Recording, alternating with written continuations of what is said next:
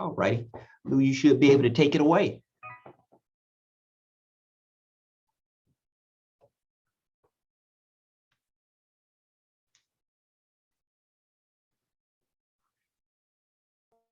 Good morning, everybody. How you doing? Can y'all see the first slide? Yep. Okay. So, hi, everyone. Hi, everyone. My name is Louis Johnson. I was born on a glorious day in August in the great city of Raleigh, North Carolina, which is home to North Carolina State University, where I attended college, home of the world famous Wolfpack. From there, I traveled down Tobacco Road to another school, Duke University, that's famous for something, but I can't remember what now. I got my graduate degree from there. Then I packed my bags and headed across country to beautiful Berkeley, California, where I worked at the Advanced Light Source overlooking the San Francisco Bay. From there, I continued my journey further west to the island of Honolulu. To the island of Oahu, that looked like that every single day. From there, I was recruited back to Tallahassee to this great university where I'm a professor. Wait, nope, wrong slide. Where I am a professor of physics. That's how I think of myself. How bad a physicist? Well, we're the only people that can kick planets out of the club. I'm married to a lovely woman who likes to say all the time, you physicists are so arrogant. You think it comes from God to you, to the rest of us minions. To which I say, baby, you're 100% right. God said, let there be light. There was light. Sounds like physics to me. Love you. But I digress. Today, I wanted to talk to you about how to turn boring presentations into something exciting. So sit back and relax as we ask the question, what's the most effective way to deliver your message? Today, I'm going to show you some techniques to enhance your presentations. Now, the single most important thing you can do is have a story to tell. You want your presentation to get you from point A to point B. Now, when you put up a slide, you got to really think about what is the purpose of that slide. That slide was from an actual presentation. You can't see anything other than the title at the very top. And what's the purpose of that slide other than to tell me that you did a good job of creating a gigantic chart? So ask yourself, what is the purpose of your presentation? Is that derivation really important? Remember, the audience is only going to remember 10 to 30% of what you put up there. So what are your learning objectives for that particular lecture? And most importantly, are you trying to do a handout or a presentation? And I want to emphasize that point because we, and I'm part of the guilty party, unfortunately, we created this monster because we have taken documents that you do in Word, we have taken PowerPoint presentations, and we've taken Excel spreadsheets, and we have merged them into this evil document. It's called part slide, part document, and it's a bigger part boring, the slidement. And what is the slidement? Well, it's when we combine the handout and a presentation into the same thing. Now think about it, a handout is supposed to be self-contained and resource limited. You don't want to hand somebody a 30-page Word document and say, hey, this is what I did to read it. No. And a presentation's job is to entertain and inform. But what happens is we have combined the two. So our presentations have become the handouts. And unwittingly, because it's a handout, I don't really need you. I can read the handout.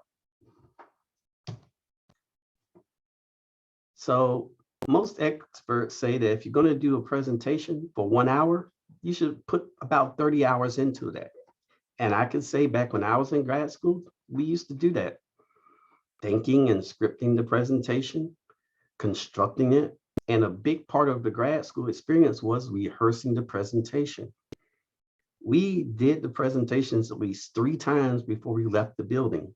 We did it to other grad students. They gave us feedback. We corrected some stuff. We did it again to the other grad students. They corrected other stuff. And we did it to our bosses and our postdocs and our thesis advisors and everybody else. And then they added input. And by the end of the process, we knew that presentation cold.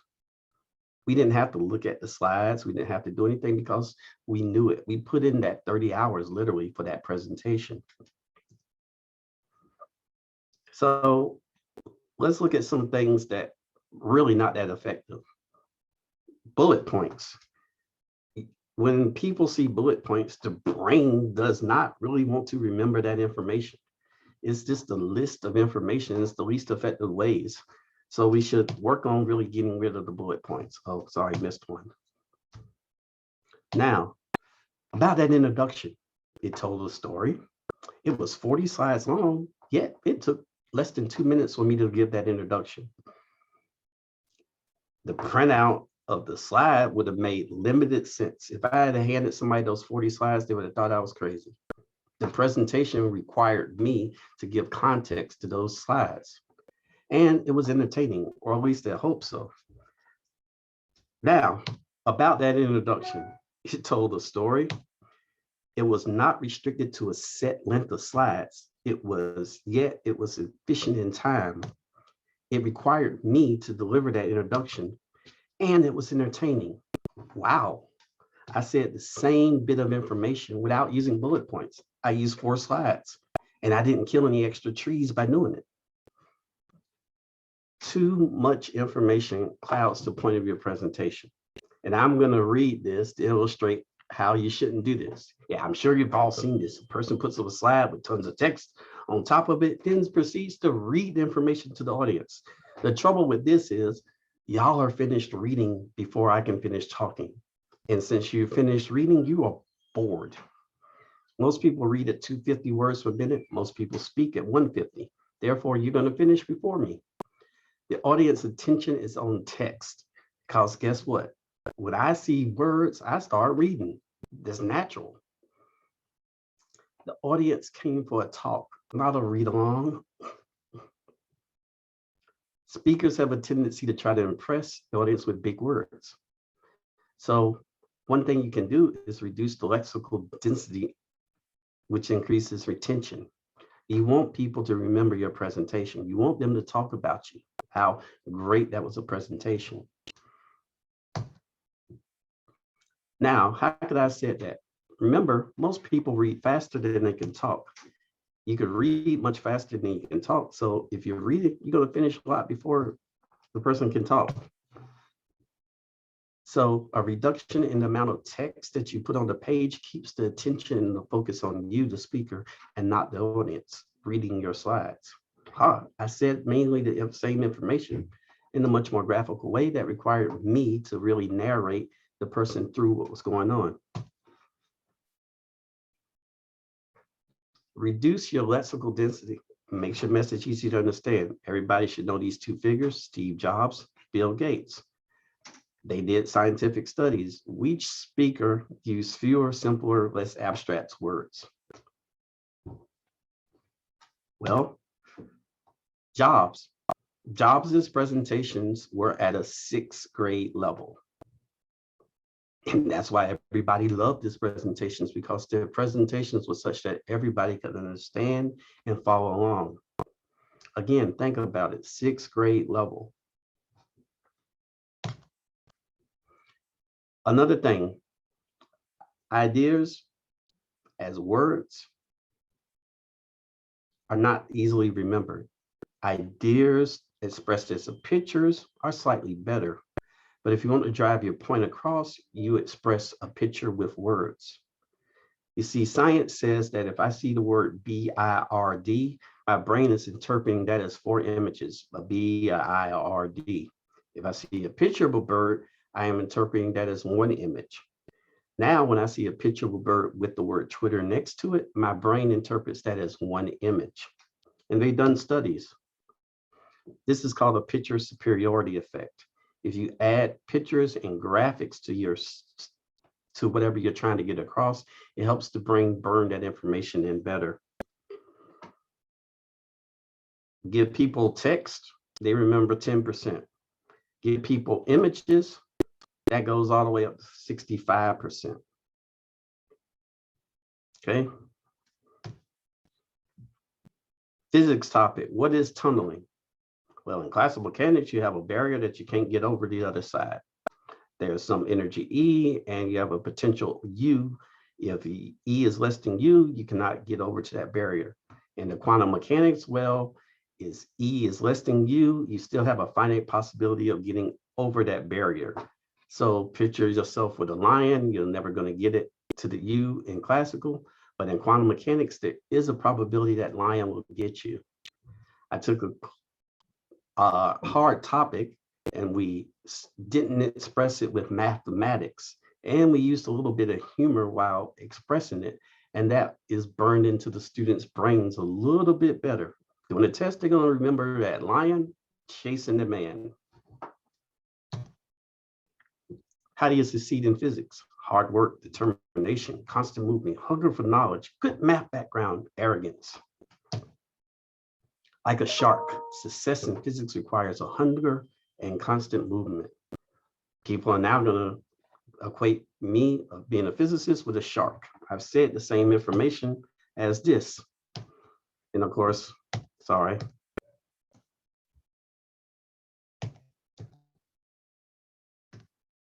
There's always the mathematicians that swim alongside the sharks and pick off the stuff.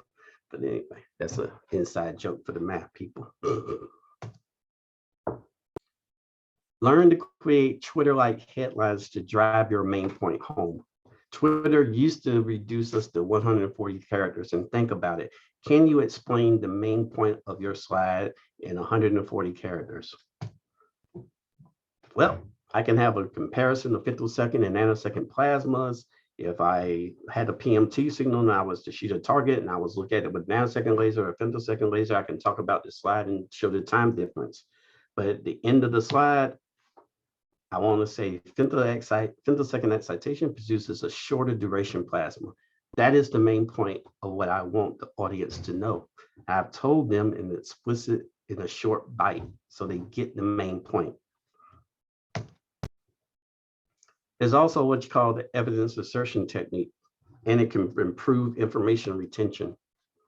You introduce the main slide objective front and center in complete sentences, and then you spend the rest of the time supporting it. U.S. resource use. The United States produces blah, blah, blah, blah, blah, blah, blah, blah, blah, and 30% of all worldwide. That's a normal slide that you will see to this day on campus, people presenting stuff like that with the bullet points. And when you ask people about stuff, they'll remember about 71% of that information. Although the US has 5% of the world's population, we use an average of 30% of all resources. Bam, I have told you what I want you to know right there in a complete sentence. We have 5% of the population and we use 30% of the stuff there. And then instead of putting bullet points, in the time it took me to make those bullet points, I can make a quick graph. And that gets burned into people's brains a little bit better. 82% of people can remember that information.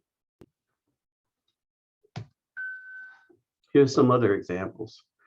How do plates move? Convection, heat is from nuclear fission, the uranium and everything in the ground. Oh, so that's how plates move. Or plates move because of convection caused by heat from decay of radioactive elements in the mantle. Oh, okay. That's what you want me to remember? You told me what you want me to remember. Thank you. Then I can go in and explain that uranium and thorium are largely unstable. They break down the smaller atoms, produce heat, radioactivity, and a whole bunch of stuff. 54% correct, 86% correct. Maya Angelou often said, people will forget what you said, people will forget what you did, but people will never forget how you made them feel. What that means is you want to create what we call a holy crap moment. Again, Apple is the master of the holy crap moment. What happens is if you have an emotionally charged event, dopamine in the brain is released, and then that burns a note to yourself. You remember those special points in the presentation. The brain does not pay attention to boring stuff. Now, that's the information in the slide. This is a little bit of how to present the information. Bad design can destroy your presentation. I'm a design snob. I look at PowerPoint slide, I go, oh, that person spent 2 seconds on that slide. They don't think this is important. That's why I'm talking to myself in the brain. And remember, simple could be harder than complex. You have to work hard to get your thinking clear, as Jobs used to say. But in it's worth it. That simple presentation encapsulates everything you were trying to say. So these are just a little few tips. How do you effectively use fonts? No more than 2 to 3 font families per presentation. Fonts should be large enough to see from the back of the room. Back in the day before we had Zoom presentations are different than presentations in front of a group. When you're presenting in the front of a group, use the rule. Take the oldest person that you think is going to be there in the room, divide their age by 2, and you should have no font smaller than that. So if you have some 60-year-old person in the room, that means 30-point font. You should not be trying to put the font should be size for a presentation that you're going to project in the room, because when people can't see what you have put up there, it pisses them off. And fonts should be readable. No script or fancy fonts. They look cool, but our brains, especially, sorry for us guys, the male brain does not do a good job of picking up on the fancy fonts. Color. Make sure the background and foreground colors work together. Too many colors gets real confusing. In doing your presentation planning, define a color scheme and stick to it. Test out the colors beforehand. That's part of the rehearsing. Okay. There is bad layout, artwork, and consistency. I've seen all of these sins on presentations. You have an image on top of a white background in your slide background on a different color. I've seen images that are way too blurry or out of focus because the resolution is small. I've seen images that are too small to see anything. I've seen images where people have clipped them that had irregular borders. For me to go to this took me all of about a minute.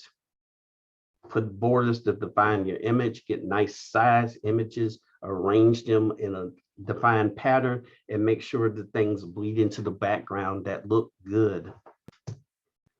Shameless plug, may have used to do photography. But anyway, what about animations and transitions? Well, all the stuff you saw me do, I would never do it in the presentation. Animations can enhance the presentation, but you want to use them for some other reason other than I can do it. You don't want them to become a distraction, because people are going to be like, oh, what is this animation? What's this mess? Especially in scientific talks. So you animate with purpose. The last one where the thing dropped down, if you look at the presentations by Apple, when they're trying to drive home that big point, that's when they'll use that animation. Any other time, it's just normal transitions. So think about what you're trying to do and how you're trying to drive the message home. Restrict logos to the first and last slide. This is one of my pet peeves. Logos take up valuable space that you could be using for your presentation, and it destroys simplicity. And most importantly, the audience is not going to forget who you are. They know you at FAMU or FSU or Carnegie Mellon or Corning Incorporated. You don't have to keep reminding them on every single slide where you're from.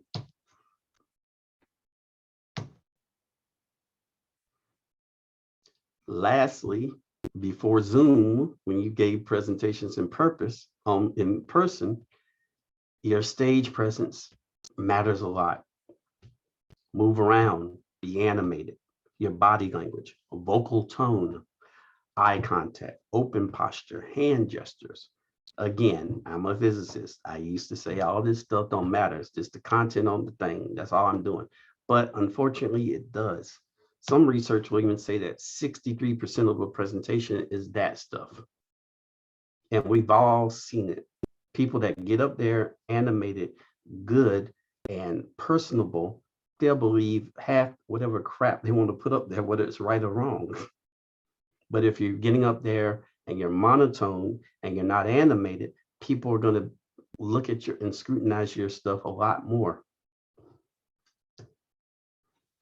And you master this stuff by practice, practice, and practice. That's why it's important to rehearse those presentations so that you can give them cold.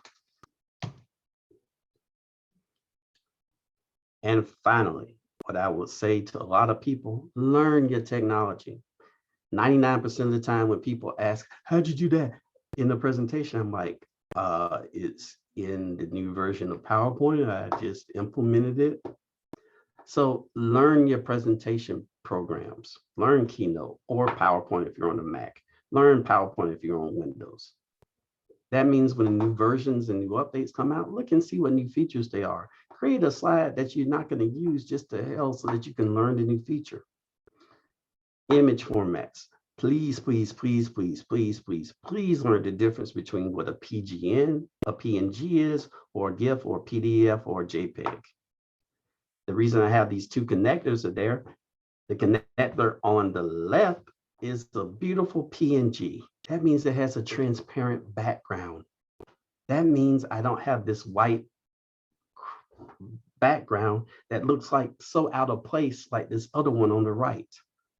So when I go to Google, like I know y'all do, to search for some images and stuff, I always say, if I need a picture of a tornado, I will say tornado PNG. Because I want that transparent background so it blends into my presentation and not have whatever background there that just stands out. Learn image resolutions, learn file sizes, learn your adapters and your connectors. Does your laptop have an HDMI connector? So if you're going to give a presentation, you want to make sure that you have an HDMI connector, and you also want to make sure you probably have a VGA connector. If your laptop has a mini DVA, you want to make sure you have the dongle. If you're going to go to a company, go to the lab, you want to be ready for whatever they're going to present to you. Don't be the person like, oh, well, I don't have any connectors. No, invest in making sure you have the proper connectors to get you where you need to be. You should have a VGA connector somewhere. You should have a dongle for an HDMI connector. Those are the two most popular ones out there. And don't assume, well, I have an HDMI. There are still places around campus that only have VGA projectors. So make sure you're covered. Remember, your presentation sets the expectations about who you are as a person. You get up there and they see something neat, they see something that you spend a lot of time on, they're going to think you're a person like that. If they see something that you just threw together at the last minute, they're going to think that of you. Those of you interested, talk is based on a couple of sources. Secret Presentation, Secrets of Jobs, was an old book. You Suck at PowerPoint. And the assertion evidence present information was done at Penn State.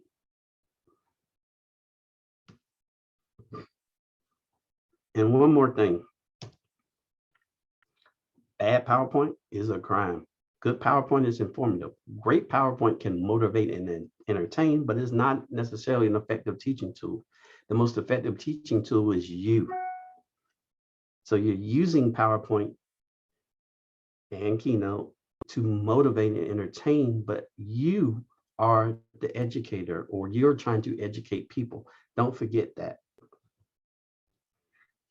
So thank you. Any questions? Do y'all know who Freddy Krueger is, or y'all too young for that? I definitely know. It's just Halloween. I didn't. Well, thank you very much. We appreciate that, Dr. Johnson. That was excellent. For full disclosure, I've seen a version of this presentation previously, and I was just really happy that you agreed to present it here to us today, because I think that some of these techniques are just awesome and can, well, let me ask you this before I open it up for questions from the audience. You presented a lot of things that we could use to make our presentations more effective. If a person wants to get started moving in this direction, what would you say would be maybe the one big hitter that you could say, well, if you're not going to do anything but this one thing, start here? The biggest thing that I see for students when our students try to give presentations, I will smack them down on. I want you to look at me.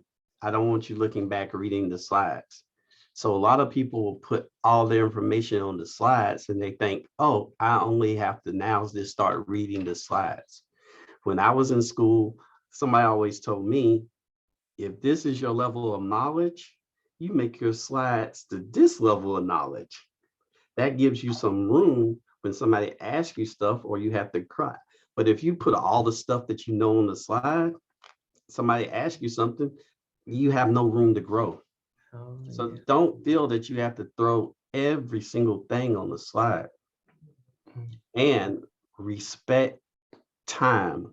That is the utmost important thing. If you're giving a 10-minute talk, you rehearse that thing so it's 8 minutes. If you're giving a seminar that's 50 minutes, you rehearse it so it's 40. Rehearse it. I know you'll have some older professors in your department that will give a 30-minute talk and it'll be an hour. They have forgot how to rehearse. But when you're young and you're starting out, respect the audience time and respect the audience's attention. Good point. Thank you. Thank you. Okay. I don't know if we have any faculty in the audience, but we definitely have some students. Zed, why don't you go ahead and ask your question? Good afternoon, Dr. Johnson. Thank you so much for the presentation. A question that I had was, what about sounds? Since we have multimedia today, can we use or should we use sounds in our presentations? Audio clips or any type of sounds to create more impact? Thank you. I would say for science, for a scientific talk, the only time you want to really use it is maybe you're trying to demonstrate something. People have presentations like, I've seen people make videos of the lasers or something, or the sound effects of the plasma. I've heard stuff like that, and people put those into presentations. Trying to put, if you are the most conservative bunch are going to be, if you're an engineer and you're going to one of the engineering meetings, that's probably going to be the most conservative types of presentations. So I would try to say, you don't do very much because people are used to looking at bad PowerPoint done the right way. If you're going to go now doing a venture capital presentation or you have this great idea, you're talking to VCs or other people. They're going to be looking at you a lot differently. So yes, go do the sounds, do whatever you think is going to drive your point home. Good point. So I guess that kind of gets at this whole idea of kind of knowing your audience. Go ahead, Zed. Did you have a follow-up? Oh, no, I was just thinking, Dr. Johnson. Thank you. Okay. Yeah, and a lot of times with the movies and everything else, the big thing that I see with people is they'll send a copy of their PowerPoint to the person, they'll put it on the computer, then that computer is not going to be set up to adequately display it. So I always try to take my computer. If they ask for a copy, I do, but then I'll say, hey, I can plug my computer in real quick and present. That way I know everything's going to work because I rehearsed it and I tried it out. But like I said, for now, if you're giving a seminar talk or something that's different, you have a little bit more leadway then. So if you're applying for a job and they invite you in to give a seminar, you have more leadway than you do if you're giving a 10-minute talk at whatever engineering astronautical society meeting. So you have more leadway as far as the stuff that you can do and get away with. Makes sense. On that, I think I have another question, Dr. Johnson, if I may ask. Sure. Dr. Moore. Okay. Let's say you want to interact with the audience and we want them to give us some sort of input on a question or some sort of a topic. How would we, first of all, can we do that? And how would we go about that in a technical presentation? I'm sorry, I didn't quite understand what you're saying. If they were asking you a question. No, if we are asking them a question, if we are asking the audience a question, then how would we proceed into it? How would we set up for that question? You can bring a slide in. I've seen people just bring a slide in with the question, say, hey, what do you think happened to the potential after I applied the field here? And put a question there and let the audience, some people in the audience get back. Or, I have a colleague that's very bold. He'll point at somebody, what do you think is going to go on? So you can interact with the audience, however you feel comfortable with that. Is that what you were asking? Yeah, that's what I was asking. Thank you. Yes. Go ahead, David. Yeah. So I had a question about like putting your personal information on the slide. So I know once you're done with the presentation, usually some people have an acknowledgement and then like a slide with their LinkedIn QR code and stuff like that. So I just wanted to know, how would you go about designing a slide for your personal information if they want to reach out at the end? I've seen the gamut, people will put old-fashioned emails up there. Nobody's going to remember that, especially if you have a long email. I think a lot of people today, like you said, are using the QR codes. So I think the QR codes will be good. Everybody can just point their phones up and get their information from you.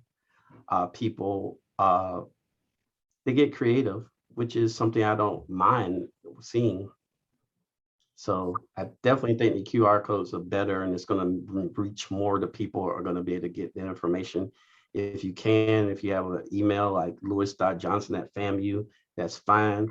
Don't put always use your school email if you have one. Don't put sexybutt@juicyfeetgoogle.com up there. No. Okay. But the number one thing is I stalk people on Facebook. I stalk people on Google. I have a colleague at Corning Incorporated, and I have colleagues all over the world. And we look at each other's presentations. We look at other presentations that people were done. I told him, I was like, there was a show called The Premise that was on Hulu. And the last episode of the season, the guy had an awesome presentation, and I was like, man, you got to see this episode. He had a great presentation. But when we see things or we have some stuff that we like, we share it. We're constantly looking at other things other people have done. Like this one guy gave a talk. I want to try it one day. I haven't got up enough nerve, but he had random pictures of cute animals in his talk.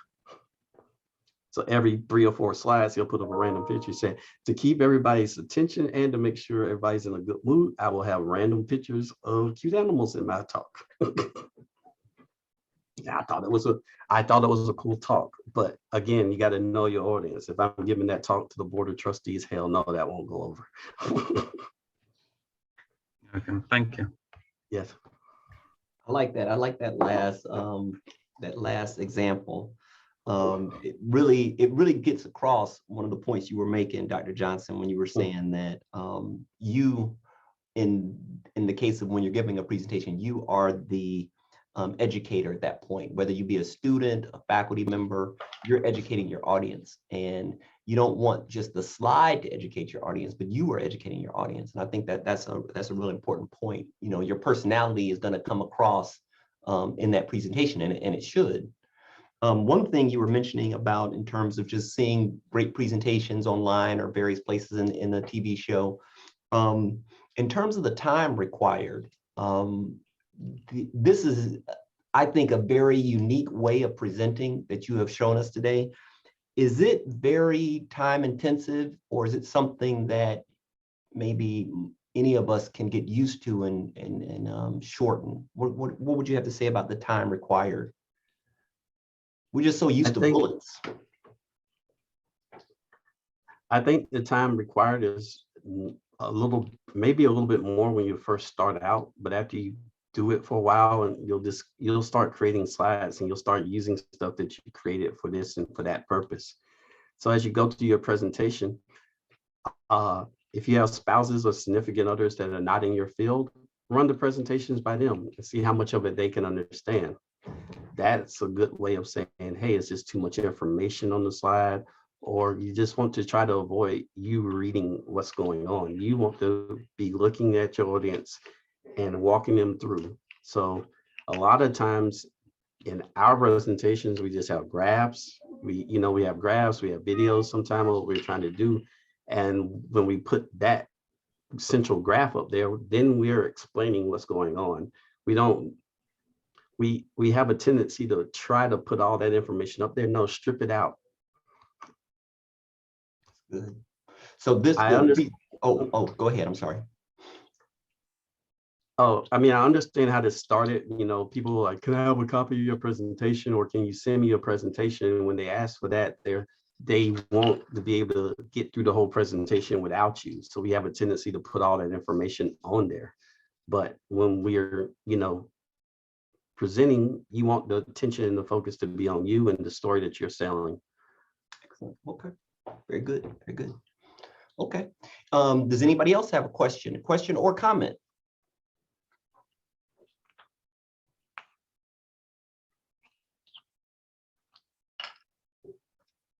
Okay.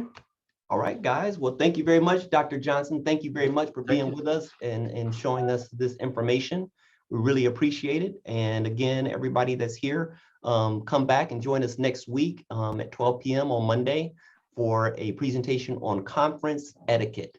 Thank you very much. See you all soon.